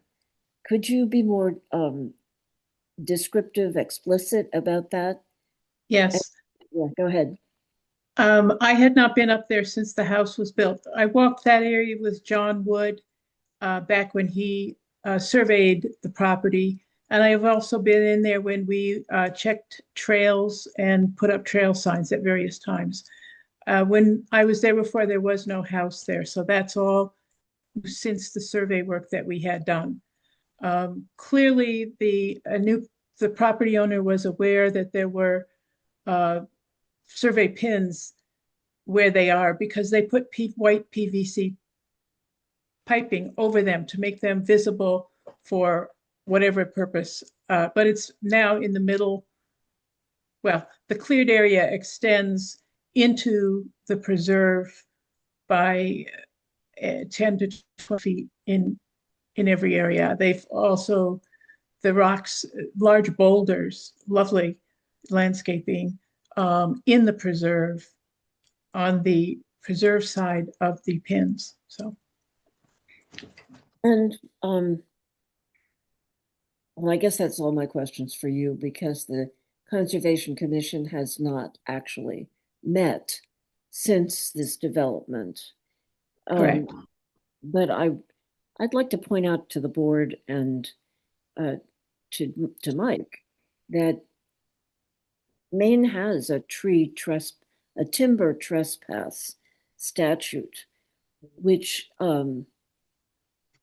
establishes fines for every tree that is cut on someone else's property, not even talking about a nature preserve. And in many cases, in conservation areas, if you mess it up, you have to put it back. So this area that has been cleared on the preserve side of the border, boundary, if it's truly cleared, there ought to be some tree planting going on in that area to restore its natural state. Am I correct about that, Kathy? I'm not familiar with Maine State. I mean about the returning it to its natural state. Yes. Would mean somebody had to plant trees. The preserve, it's in general, and we had a forest report from 2013, I think. But that report said that it's mostly old growth pine and spruce and things like that in there. So yes, it was not cleared. It was not open fields before the house went in. It was woodland. It's lovely woodland. Okay. We can't replace trees that were 90 years old. They're gone. Right. But we can clean up the mess they're not gone. They're all lying, a lot of them are lying in the woods where they are a fire hazard, they're unattractive, and they are probably in the way of new things growing up from the floor. And I have a question. Do we know, was it a local arborist who did the cutting? Because most of our local arborists would know that's on preserved property. I don't believe it was local. Yeah. I might be mistaken. Either way, they knew it was beyond the pins. Right. They were clearly marked. Right. Yeah. That's what I'm saying. I'd be shocked if it was somebody Right. local that wouldn't know that. And, the Conservation Commission is meeting, I'm sorry, I forgot to mention that, on September 8th. So imagine for our next meeting, we'll have some more feedback from y'all. But thank you, Kathy, for bringing this to our attention. It's important. And I think we really need to talk a little bit about what the response will be. Yeah. I think that And- it's going to be up to the select board to establish the consequences. But I Right, think right. there ought to be consequences, and it seems to me like the only option for disposing of the branches and so forth that have been cleared and then dumped back on the preserve are to bring them back over onto the property owner's land and hire somebody to chip them up. Yeah. I mean, it takes a pretty big machine to chip some, depending on how big branches and No, logs they're are. big tree. Yeah, there's a couple good sized trees, and they need to be cut again, you know. Right, so, so I think we need some discussion about what the response is going to be to this, because, obviously we don't want, I'm concerned about if we do nothing, then, that sends a message. And Kelsey Daigle was here, During the ATV. during the ATV, January, and talking about her concerns about some damage on that, on the Nature Conservancy property. I'm sure, so I just think it's something that I appreciate you going out, Mike, and developing a report for us. And, this is an ongoing, I think, discussion and then some kind of action on our part. I'm not saying I have the answers, but I just want to put it out there, my perspective on where we are right now. I think that we can ask the Conservation Commission to put it on their agenda and make Yes. recommendations to us about what action should be taken. Yes. But it seems to me that if there was damage from the storm in January 2024, it would have been a thing to clear up the debris on my property without incursions into the preserve to cut down the base of the trees. But it Yes. apparently is what happened. So, plus the fact that we spent a lot of time and effort in January and February and March Right. soliciting reports about damage from the storm. Right. So it's not as if there was no idea where to report something. It was, we were trying to contact landowners directly. Yeah, so. yeah, Well, I thank you. Thank you very much. And I know the concept, I've kept Jessica as the chair of the commission informed. She's received copies of the emails. And I know we stand ready to help you in any way we can. We'll just wait for, we'll get direction from you. And thank you to Mike too for going out and looking at confirming there was an issue. It seems to me that That's not only do you want the debris off the preserve, but you probably want these beautiful, clearly landscaped boulders off the preserve, that they are back on the proper side of the boundary. Yeah. I don't have any photographs that would show whether they were or were not there when I went around with John Wood in 2016 and 17. However, he on his surveys would put, if there was a stone wall there, he would have put it on. Right. He added stone walls in other parts of the property. So they appeared somewhat recently, I think. Right. Okay. Excellent. Thank you, Mike. Thank you all. Yeah, thank you, Mike. Thank you. I think that's it for that subject matter. We'll consider possible action next time. Old business, we need to correct an appointment that was voted on previously because Peter Stevens is the reappointment to the Board of Appeals. I think we appointed Ole, but he didn't need to be reappointed. Is that right, Trevor? Tyler? Yes. Yeah, I inadvertently had been on the phone with Ole and swapped his name and Peter's on the reappointment list, and Ole's term does not expire till 2027, 2 years from now, so Peter Stevens was the one that was up. So I'm happy to move that we reappoint Peter Stevens as a full member to the Board of Appeals with a term expiring in 2030. Is there a I second? second. All those in favor? Yay, yay. Okay. Town And report. Very briefly on that, Bronwyn, I've been going back and forth with Bath Printing quite a bit on the town report. I don't want to say we'll have them in September, but we should have them in September. And I look forward to everyone reading all 441 pages of financial data. Well, please buy one for your friends. New business. We've We had the already hearing acted on the liquor renewal, right? We didn't act, we held the hearing, so there still needs to be a motion to approve or deny. I move to approve the renewal request for Robin Hood Ventures for their liquor license. I'll second. All those in favor? Unanimous. Saginaw County, we had previously voted to recommend multiple county tax payments.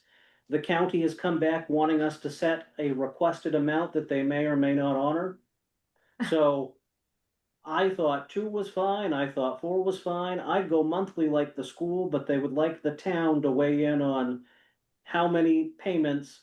In talking with Finance Director Mary McDonald, she thinks 2 or 4 would be sufficient. Right. 4 might be a good negotiating point with the county, That's but what I was gonna suggest. So I move to proposed 4 payment to the county for the tax obligation. I'll second. all right, and before we go any further, could we add in our letter to the county that we would settle for 2 as well, or are we hard Yeah. at the 4? Okay. Alternatively, so my motion is to propose it be 4. Ideally 4 with a minimum of 2. Right. Perfect, I got that here. Okay. All All in those in favor? favor? Yeah. Okay. Perfect. The ballot for the 2026 Maine Municipal Association Executive Committee is a slate that has folks running unopposed, but the town still should vote, so I would just I would encourage direct, a mo- I would direct to make a motion to direct the town administrator to cast, what do they call that? A vote for. Yeah. this- Vote for the slate. I second the motion for the town administrator to cast a vote for the slate. All right, all in favor? Yeah. All right, that is 3-0. Perfect. I have some items for signature here, Bronwyn. You and I can connect tomorrow. Yes. And with that, I move to adjourn. No, Oh, no, we public have public comment. comment, sorry. If anybody is still with us who wants to comment, now is your opportunity. We are still listening. we're looking at you, Bob Trebona. Hopefully he and Sharon are eating. Or Susan Taylor, or, well, see, Allison Freeman, she spoke already. I see. Yeah. All right, well, then, given that, if I may move to adjourn at 8:25, 25. Not bad. considering All right. the amount of work. I we hear got. I hear a second or 2. Oh, Okay, I'll second that. Adjourn. good night, everybody. Thank you very Good much. night. See you tomorrow, Tyler, go Bronwyn. home. Take care.